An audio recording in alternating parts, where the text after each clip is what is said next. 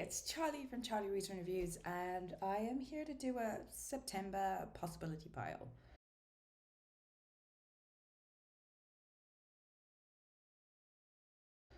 So I'm recording this on the 22nd of August. It'll be published on the 26th of August, and I know for sure that I'm going to read a whole lot more books. So um, this may not necessarily be a full reflection of what my possibility pile looks like, but I thought let's just get into it. So September in South Africa is Heritage Month. And so I'm thinking of reading some books around heritage. I've also been loving the fantasy books that I was reading in August. So I wanted to continue along that vein. At this point in time, I looked at my Storygraph stats, and I was at 7 fantasy books, 3 sci-fi, and my contemporary is at 20. So I've got a big way to go to kind of match that 20 in terms of fantasy and sci-fi. So at this point in time, we're at like 10 if we combine sci-fi and fantasy together. But I really do want fantasy alone to be 20 and sci-fi perhaps 10, if not more. So I'm going to be upping the ante with sci-fi and fantasy. There's a couple of books that I feel that I wanted to read in August that I'm not going to get to, so they're going to be spilling over. Um, there's some memoirs I'd like to get to this month, and um, yeah, and then from the Heritage Month, there's a combination of like historical fiction and mythology. So let's get into it. So I'm going to start off with the books that are going to be a potential spillover. So from a potential spillover is 7 Days in June by Tia Williams. This is a romance that I really, really want to read, and I just haven't been in the right headspace to read it this month for whatever reason. So I don't think I'm going to get to it, but who knows, right? Another one that I really want to get to is Piranesi by Susanna Clark. Initially, I thought that this was Greek mythology or some kind of mythology inspired book, but I've been told, or at least from the reviews I've seen on BookTube, that it potentially has nothing to do with any kind of mythology. So I'm just contributing this as a spillover book. Then the next group of books that I want to talk about are memoirs. So the first one is Freshwater by Akwekwe Emezi. So I am trying to catch up on my backlist of their works that I physically own. And I think was their debut novel. I attempted to listen to it in 2021 and I just wasn't in the right headspace. So I purchased it because a book club that I used to belong to wanted us to read it, and then they removed it from the list, but now I own it, and so I definitely want to try and get to it. Also, one of my Storygraph challenges. So I've just joined a bunch of challenges of Storygraph to kind of help me diversify my reads and help me determine what books I should be reading. And one of the prompts was a memoir by someone who's trans or non-binary, and so I think this is great. I also do own Dear Centuran, but I felt like let me start off with Freshwater before I get into their second memoir. So the next memoir is Broken Porcelain by Relebone Riranzu E Africa. Apologies if I completely mispronounced that name, but so again, purchased this for a book club that I no longer belong to, and I'll speak about that just now. So I don't belong to book clubs anymore, but so I purchased it for that particular reason. We were going to read it in October, and now there's a readathon on Instagram where we'll be starting to read this on the 26th of August. But it's kind of like a casual read along, and so I'm gonna see. It depends. Like I might end up finishing it really quickly and be done over the weekend, but I have a couple of other books that I want to prioritize that I want to finish this month over this. So I'm imagining it will actually be a spillover. But I'm keeping it as part of the memoir section. Right, so the next memoir that I want to get to this month is going to be an audiobook on script, and that is Cal Penn's You Can't Be Serious. I heard that that's really funny, and I find him to be extremely hilarious and good looking, so I'm very, very keen to check that one out. And if I really enjoy it, I may try and figure out how to get a physical version of it, but that will probably be like in yours, future Charlie's problem. All right, so those are the memoirs that I'll be reading hopefully in September. And the next category is going to be fantasy. So, like I said, I really want to up my fantasy um, this month. And so I am going to be picking up The Grace of Kings by Ken Liu. Put it this way. I, as you can see, had already started. I'm just, I'd say about, maybe I'd say just over two-thirds of the way through. You can see I'm loving it. It's so funny. Like these tabs are so far out, and now I'm experimenting. I'm going to show you with how I'm experimenting. I saw Tori Morrow, um, that she keeps her tabs quite in, and so like I'm going to be doing that from now on. So it's kind of hilarious. So you're going to be seeing a huge difference in terms of the tabs that come through here. They're going to be a lot further in than these ones, and also they're going to be not as bright because I've got these like beautiful pastel um, tabs that I got from Book Thrift Junkies on Instagram, Bookstagram. If you're based in South Africa, really cool. She's run out of stock, but she should hopefully get more stock soon. So yeah, so picking this up, continuing this. This is a silk punk, so it's a um, fantasy slash sci-fi novel set in ancient China, or a setting that is similar to ancient China, inspired by ancient China. And in this first book, we're looking at just what happens when, from a political perspective, people are standing up to fight for their freedoms and feel, I don't know, it's like, and they have these two potential leaders who are similar in some ways and very different in others. And I'm loving Ken Liu's writing, and I get why this is such a loved. Um, I think it's a quartet. So I own only The Grace of Kings, but I'm planning on buying The Wall of Storms once I'm done with this, and The Veiled Throne. I was just worried because the Wall of Storms that I've seen is it's similar cover, but it's like a trade paperback, so it's so much bigger, and I want like a paperback size. And when I see the paperback sizes of The Wall of Storms, it is the black cover, which is a beautiful cover, but I've got this one, so I want to keep it. First world problems, I know, in a third world country. So yeah, so I'm going to be continuing onto that story.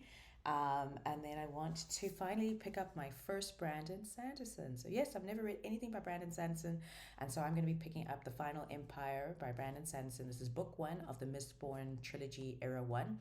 I'm going to tell you this, that like 2 weeks ago, I knew nothing about Brandon Sanderson, except that I'd watched a booktube video. I think it was even Brandon himself who was talking about like if you want to get into his work, start with the Mistborn trilogy, and that's why I purchased the trilogy. So I have all three books already. Um, it is not a small book at all. It is 643 pages. So when I'm done with this, when I'm done with this will be the longest book that I've read this year. And this one is 618 pages. And so that's really great because one of my challenges on the story graph is to read a book over 500 pages. So once I'm done, that ticks that off. But there's also a need, but I'm going to top that off when I'm finished this book. But I hear it's not that hard to read. It's quite a quick read despite how long it is. And apparently it's a great way to get introduced to the Cosmere, which is Brandon Sanderson's universe where all of these different books are set up. So I'm keen to get into this one. And then, of course, because I absolutely loved the fifth season by N.K. Jemisin, is to read book two in the Broken Earth trilogy, and that's the Obelisk Gate. So hoping to get to that, because the idea that I had to complete this trilogy this year is to read one a month. So we'll see how that goes. And then another book, this is on my Kindle that I want to get to. It's an independently published book, or I think maybe even self-published book, and that is Bones to the Wind by Tatiana Obey. So Bones to the Wind by Tatiana Obey. I'm going to put an image either way somewhere about it. I have no idea what it's about. I've just heard that it's really good and it's independently published, I believe, or self-published. It was originally published this year as well. So I think that's kind of cool, and it's a nice way for me to kind of expand my fantasy world. All right, now we're going to get into the next category of, let me just see if there's, oh, sorry. And then another fantasy that I want to get to is Kingdom of Copper. I'm not sure if I'm going to read this, finish it in August, because I've started picking up other books to listen to on script. So I'm putting it as a possibility that it will spill over into September, or I'll only restart it up in September as well. And I'll probably keep in that same kind of cadence of one of the three books of the Devabot trilogy, similar to Broken Earth trilogy, that I read month on month. I just finished Jade City by Fonda Lee, but I unfortunately do not own Jade War and the Jade Legacy. But I am hoping to purchase Jade War and the Jade Legacy at the end of this month, end of August. So whenever they arrive, if they arrive in time for me to read one of them in September, then for sure. If not, it'll push over into October. All right. So now we're moving into sci-fi. Okay. So I really wanted to up my sci-fi, and so I think this is sci-fi because Ken Liu writes, as he says, silk punk, which is a categorization or genre that he's created himself, or subgenre that he has created himself. And so this is potentially silk punk. Potentially, it could be sci-fi, it could be fantasy, but I've just heard nothing but amazing things about the paper menagerie, the short story itself. But it is a collection of this short story plus other stories. Within these short stories, there are 16 short stories in here, and eight of the 16, so half of them, have either been nominated for or won some kind of book awards. So you can tell that this man is a phenomenal author, and so I'm really excited to get into this month. And then I wanted to finally pick up The Three Body Problem by Shijin Liu. So I own this on my Kindle, but I own books 2 and 3 physically. So I really, when I saw this was on sale on Take-A-Lot, I was like, I guess I'm going to buy it. So I purchased it. So I really want to, oh no, oh no, oh no. I was panicking. I saw this on the side and I thought it was like there was a mistake with the printing, but it's really pretty. Okay, so I don't know what this is about, but I hear it's a brilliant, brilliant sci-fi, and then Shijin Liu is a phenomenal author. It's been translated into English by Ken Liu. You can see I'm totally and utterly converted into a Ken Liu stan, so I'm very keen to get into that. Another sci-fi book I want to get into this month is Red Rising by Pierce Brown. This is the first book in the, I don't know what his trilogy is called, actually. So the original trilogy, it was originally a trilogy and now it's been expanded. I believe it's going to go up to 7 books. I actually don't know what the trilogy is called. Oh, Red Rising. Oh, it's the Red Rising trilogy. So in the Red Rising trilogy, this is book 1. Book 2 is The Golden Sun, which I don't actually own. I purchased this physically at Exclusive Books in Hyde Park, and they only had this. They didn't have the rest of the trilogy. But I also bought a bunch of other books, including the Paper Menagerie. So I was never going to buy the complete trilogy. I wanted to kind of test this out, see if I like it, and if I do, I'll get the rest of the original trilogy. And then depending on how I feel, I'll determine whether I get the rest of the expansion of the Red Rising series. And then the next book that I want to pick up is Station 11 by Emily St. John Mandel. So I really wanted to pick up Sea of Tranquility. But people keep saying that this is a brilliant book and this is their first works, and so that's why I wanted to start off with Station 11. This all I know about it is that it's kind of set in a pandemic kind of setting, but it's not too hectic. I don't know what that means, but I'm keen to read. I heard that it's really good, and so when I'm done with that, then I can look at Sea of Tranquility, which I also believe is also sci-fi. And then in terms of audiobooks that I want to read that are sci-fi, I finished Sleeping Giants by Sylvain Neuvel in July, and I absolutely loved it. And so I'm hoping to pick up books 2 and 3. So I didn't complete books 2 and 3 in August because I'm only reading women. Similar with Grace of Kings, I started it in July and I couldn't continue it into August because I was only reading women in August. So I'm hoping to pick up the second and third books, which are Waking Gods and Only Human, on Audible this month. And I guess what it's about is in Sleeping Giants, it opens up with a young girl running and falling into some kind of hole cavity in the earth, And when she wakes up, they discover that she's actually fallen into what looks like a giant metal hand of a robot or something. And 20 years later, she's now the lead scientist who is actually studying this robotic hand and trying to determine where the rest of this body is and what the purpose is of this robotic giant.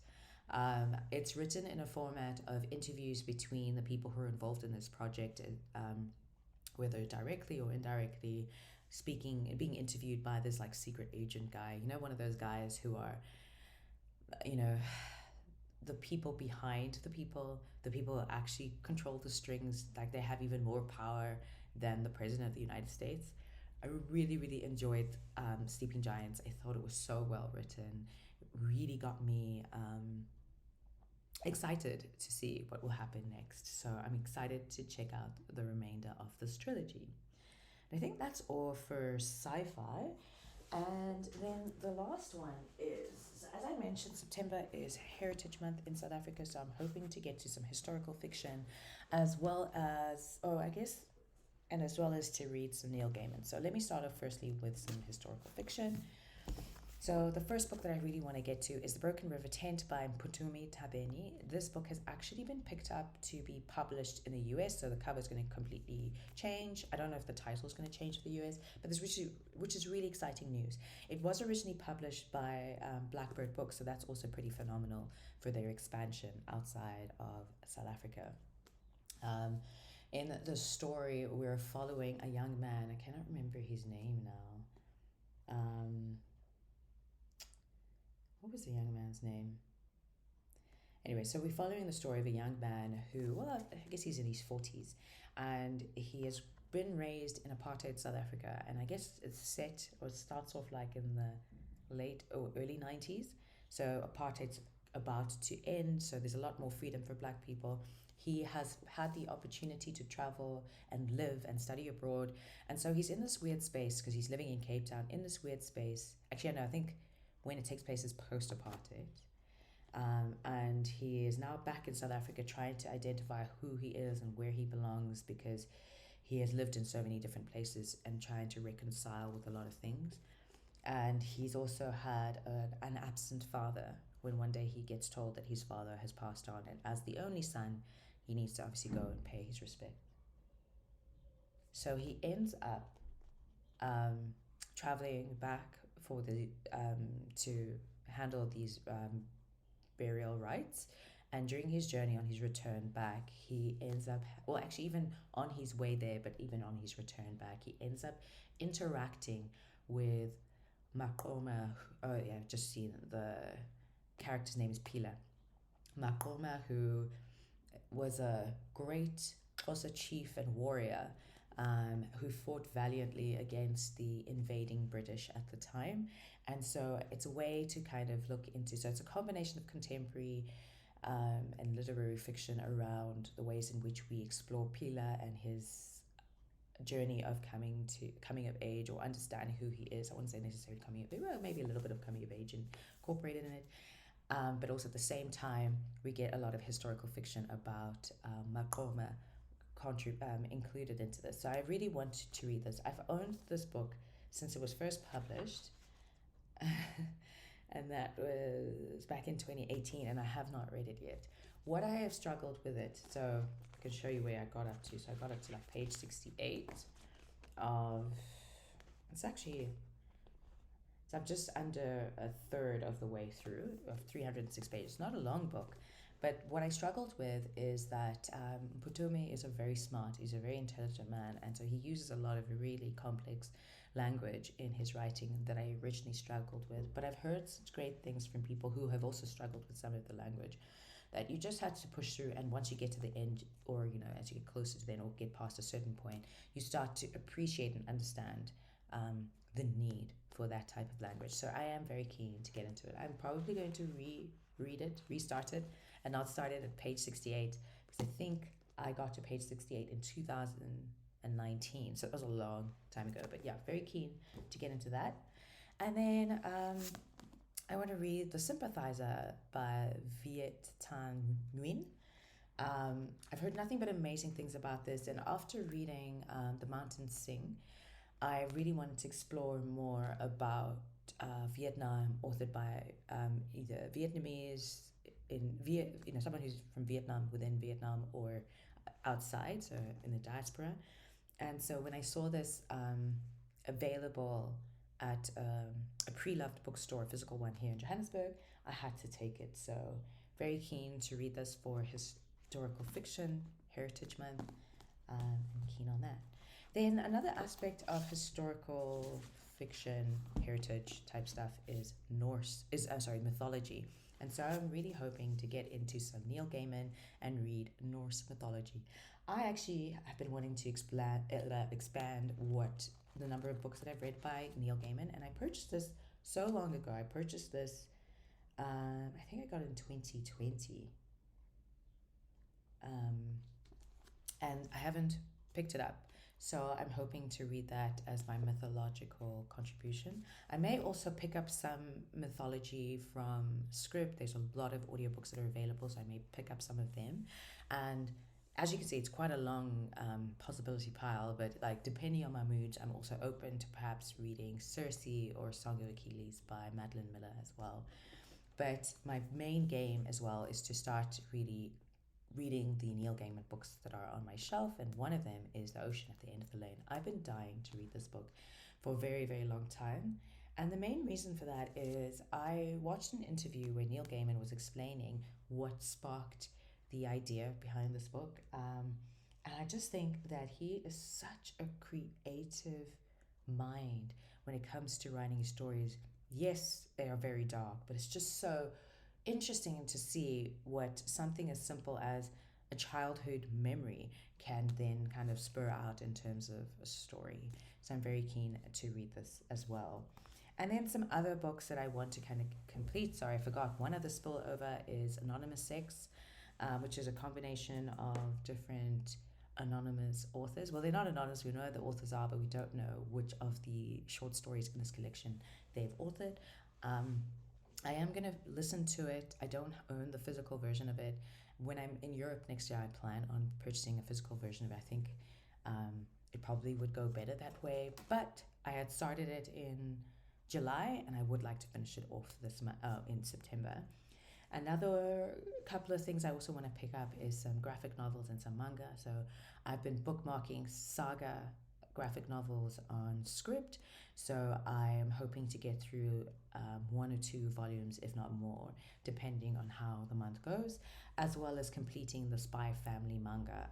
In July I read volumes 1 to 4, and so there's seven or nine that are available on Shonen Jump, and so I'm hoping to complete the rest of the series next month. So there you have it. Those are, I don't know how many books that I am planning on reading in September. It is a huge possibility pile. Yeah, so I know I'm not going to get to all of these books, but I think it's kind of cool to have all of these books as possibilities. So I know that as I'm reading, if I'm not in the mood for XYZ, I can pick up any. So in August, I was going to be very strictly sticking to they have to be women. But I've expanded and I've read different books that weren't even at all on my possibility pile. In September, honestly, I just want to choose from these piles of books, um, any one of them that I want to read in the month of September, and try and read as many of them. But I'm not really saying I'm going to prioritize this over that. And that leads me to the question around why I've dropped out of book clubs. So I used to belong to 3 book clubs. One was my main one, and the one that I meet physically in person. And the other two were mainly virtual ones that I picked up and I joined in 2020 or 2021. Actually 2021. And whilst they've been great in terms of expanding my horizon from like a contemporary fiction perspective, and in particular a lot of like African authors, and the one book club, they love nonfiction, so I've been reading a lot of nonfiction books that I potentially may never have picked up, so like memoirs or even books about like trauma and managing your money. I am starting to find that, like looking at my stats, the story graph this year, that I'm really falling behind on the genre that I really love, and that's sci-fi and fantasy. I love memoirs. I love historical fiction, but some of these book clubs don't really like reading historical fiction. And even though we are reading memoirs, I've read a lot of memoirs for the year, and I know I've got like three planned for September, but I am getting to a point where I want to kind of taper off from that and start to explore other nonfiction books. And so I find that each month I feel really pressured to finish the books, and sometimes it could be four books that I need to read that month. And because they're not necessarily books that are my style in terms of writing or genre, I do struggle. And I think I get a little bit of a mental block against these books. And so I've decided to step down from these book clubs. I am, however, open next year to join a virtual book club that looks at sci fi or fantasy, but that's it. I'm honestly, I think I'm honestly done with book clubs and book clubs and book club discussions for at least the next year or two. All right, so let me know what you're planning on adding to your possibility pile. If you've read any of these books that I'm possibly going to try out, let me know what you think about them. And yeah, we're about to get into spring in South Africa, so I know that my pile looks really high and really ambitious because I know that when it gets warmer in South Africa, we start to go out a lot. But I'm trying to like be frugal before my 40th birthday, and so hopefully me staying in and saying no to going out will give me enough time to read more books. Cheers.